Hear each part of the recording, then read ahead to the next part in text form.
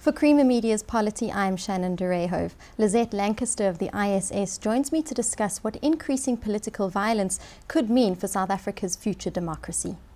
In the 6 months leading up to South Africa's 5th democratic elections, 76 incidents of election-related violence had taken place.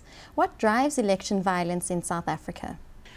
Traditionally in South Africa, political violence is driven by political rivalry between different factions or between different political parties.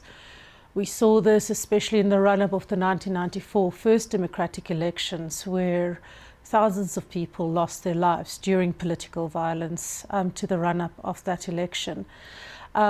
Traditionally, we've seen a lot of political violence in KwaZulu-Natal during the 1990s, after the first democratic elections as well. But what we've seen now is an emergence of political violence stemming from or escalating from political protests. So that seems to be the more emerging trend when it comes to election violence, where communities use elections as a platform to air their local grievances. What can and should government as well as citizens do about this? Well, I think a lot has happened and a lot has been done when it comes to political rivalry. We've seen traditional power struggles sort of be tempered, especially in KwaZulu-Natal, where I think increased monitoring of elections did play a role to reduce violence in very volatile areas. But I think what we are seeing now with community protests becoming a sort of having an election slant almost, or communities using the elections as to air their grievances on a national platform, means that we need to address the issues or the drivers of community protests or service delivery protests more. And often community protests and the triggers of that is a non-responsive local government, non-responsive local role players, for instance, the police, when it comes to crime-related issues where people feel that community or the police are not taking their crime situation seriously, not arresting criminals and so forth. So when we look at public violence and community protests, we often see that it's local dynamics at play, and often communities go, they walk a long way with the democratic processes before they get to the point where they are so frustrated and protests occur, or where these protests escalate into violence. So I think it's very important for local agencies, whether it is local government, the police, the Department of Water Affairs, whatever the case may be, to be responsive quicker to the needs and the frustrations of communities. You note that violence increased where newcomers had confronted dominant party power. While concerning, do you think this reflects a maturing of our democracy? I think we have been seeing party rivalry, since the dawn of democracy in 1994. It's nothing new. So we are seeing new parties emerging. We've seen older parties fade. However, I think what has remained is the political intolerance towards these new parties or emerging parties or rival parties, whether old or new. So it seems that the intimidation and the violence that goes about protecting one's turf remains, unfortunately, which is probably a reflection of our violent society and us dealing with conflict or competing interests or increased competition in a violent way, rather than seeing it as a healthy form of democracy. Based on current information, do you think violence will escalate during the 2016 local government elections? I think if we look at service delivery protests and public violence, ever since 2009, we see escalations of protest action before and after each national election. We have also seen the emergence of more protest action. I mean, in 2011, during the local government elections, we saw 7 service delivery protests on the day.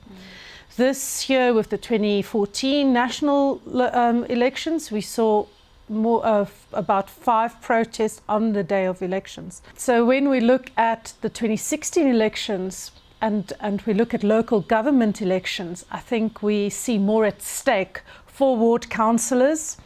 These are positions that earn quite a nice income for people. So there's definitely a more direct stake for local ward councillors, local municipalities, and so forth. If we see what's happened with the 2014 national elections, we have seen that communities use the national elections as a platform, as a national platform to air their local grievances.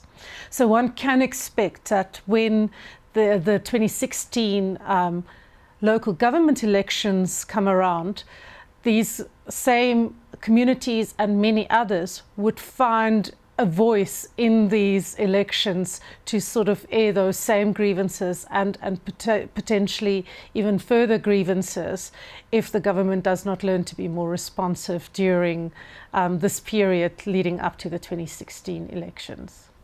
What are the consequences that the IEC is increasingly becoming the target of violence? And do you think the IEC's credibility suffered during the 2014 election? I think the IEC proved again, like they have in many, in the past 20 years, that they can run free and fair elections. I think they have proven their professionalism to us again, and I mean, these elections have run very well. If you look that there are over 22,000 polling stations across the country, the number of incidents on the day and the days leading up and the days after are very, very almost insignificant compared to the broader scheme of things. However, it is very concerning that we are seeing for the first time that the IEC are targeted as an agent of government by communities to air their grievances. But I don't think the IEC itself has been contested as much as could be in the future. Because the IEC, we have seen incidents where the independents have been questioned at certain polling stations such as Beckersdale and so forth. But we also know that those areas have been identified as hotspots. So yes, although, and I think in other elections we've seen the IEC themselves, being accused of certain bias, it's the first time that we've seen them actively being used as a platform, like the burning of their tents, for instance, before the elections. I think it's been the first time that we've seen polling stations being targeted. It's the first time during voter registration that we saw IEC officials being chased out of areas. So that's a phenomena that we really need to monitor and track, because it could potentially lead to future elections being in question and the IEC not being trusted as the right agency to conduct these elections in many of these communities. That was Lizette Lancaster of the ISS discussing political violence in South Africa.